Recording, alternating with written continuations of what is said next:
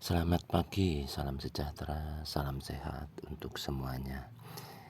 Analisa ataupun potensi buyer BTC, bagaimana cara menganalisanya ataupun nanti bagaimana setup dan cut lossnya.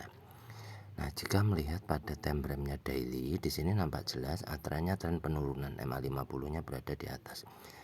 Nah, selanjutnya di sini nampak yang mana di sini ekstrim dimatikan oleh ekstrimnya, ekstrim dimatikan oleh ekstrim, selanjutnya turun ke bawah.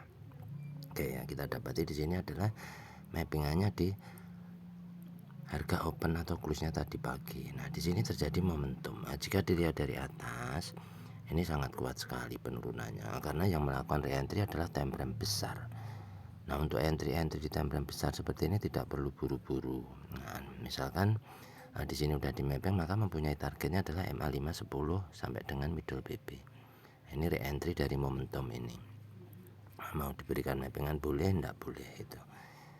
Ini nggak perlu buru-buru. Nah, nanti tentukan cut lossnya apabila sudah melakukan entry. Nah, cari setupnya di H1 atau H4. Apa yang berlaku di sana? Nah, kita lihat H4-nya. Nah, di H4 sini nampak terjadi reversal. Candle hijau ini reversal. Kita akan berikan mappingan di sini.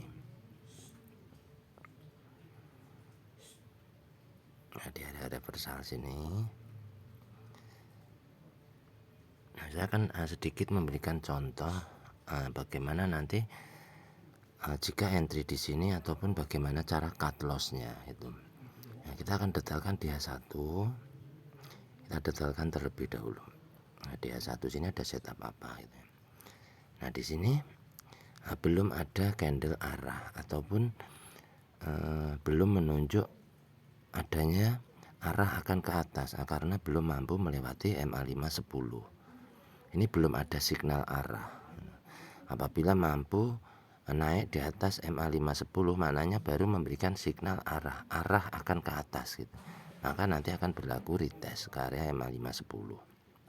Nah, selanjutnya jika ada entry berarti entry-nya itu di time frame kecil, M5, M15, pasti di situ entry-nya B ya.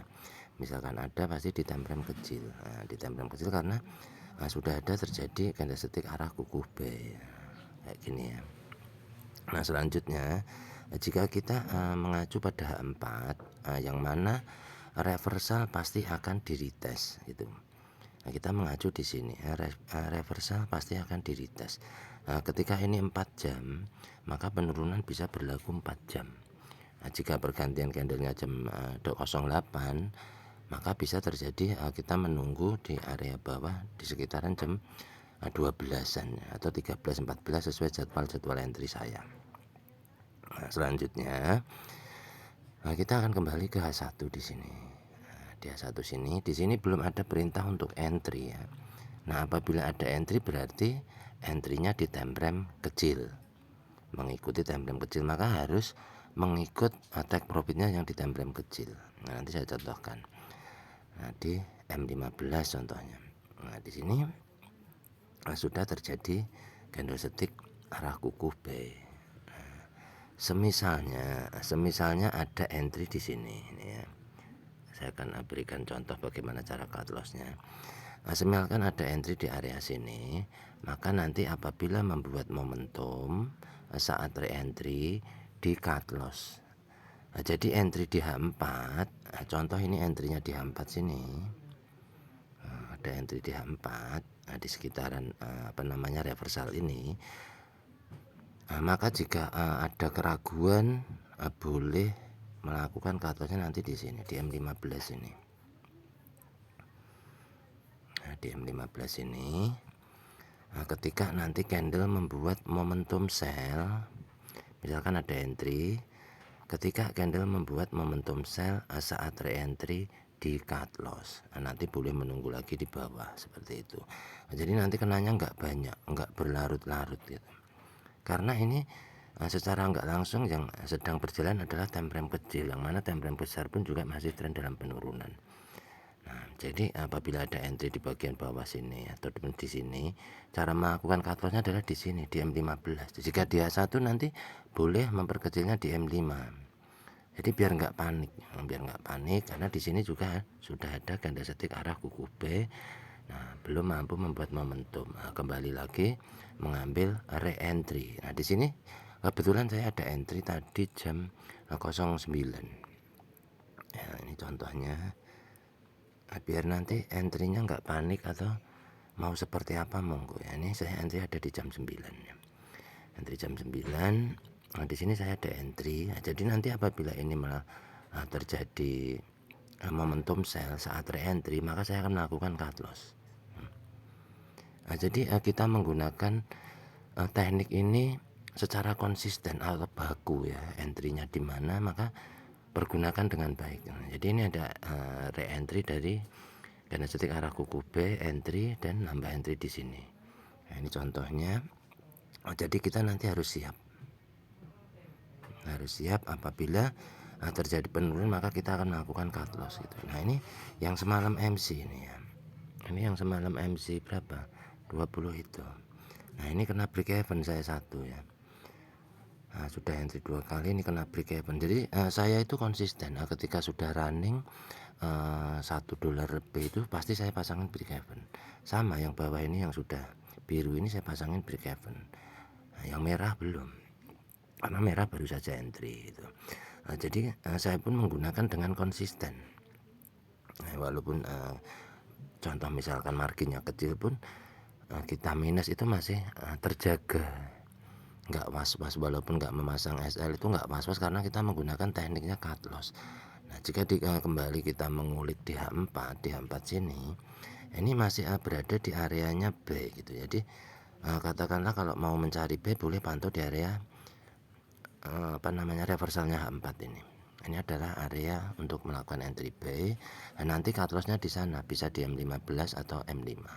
Nah, jadi nggak perlu buru-buru mencari entry ataupun panik gitu, nggak perlu karena ini posisinya sudah di area low BB. Nggak boleh melakukan entry sell di area low BB. Nah, ini basicnya BBMA itu nggak boleh entry sell di low BB itu.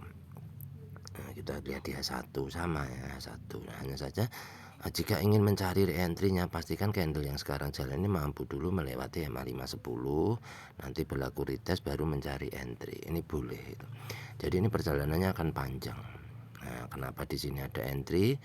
Ini saya sudah jelaskan bahwa entry-nya di time frame kecil. Nah, contoh di M15, maka nanti akan melakukan cut loss di sini juga di M15. Ketika membuat momentum sell, maka saat re-entry akan kita lakukan cut loss. Gitu. Jadi konsisten. Nah, nanti walaupun contohnya semalam kena MC ini tuh akan katakanlah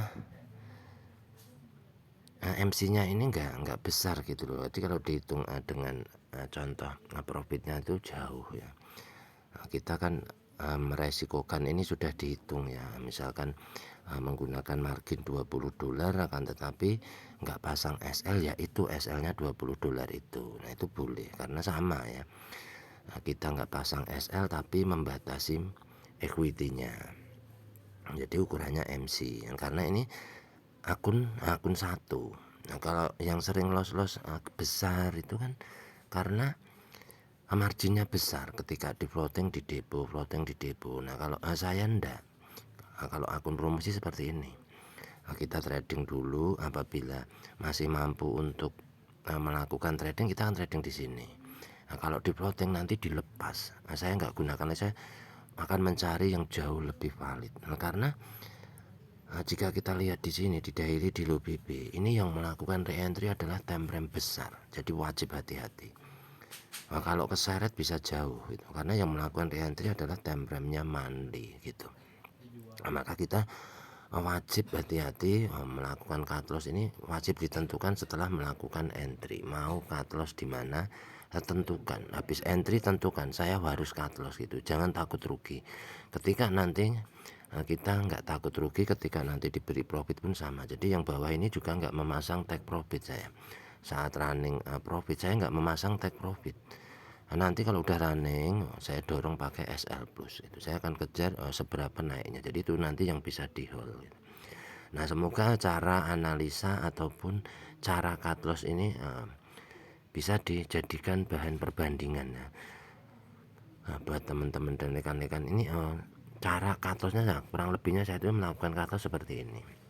Nah, jadi bisa dijadikan acuan atau bahan perbandingan, bukan suatu ajakan entry. Dan semoga ini bermanfaat. Terima kasih.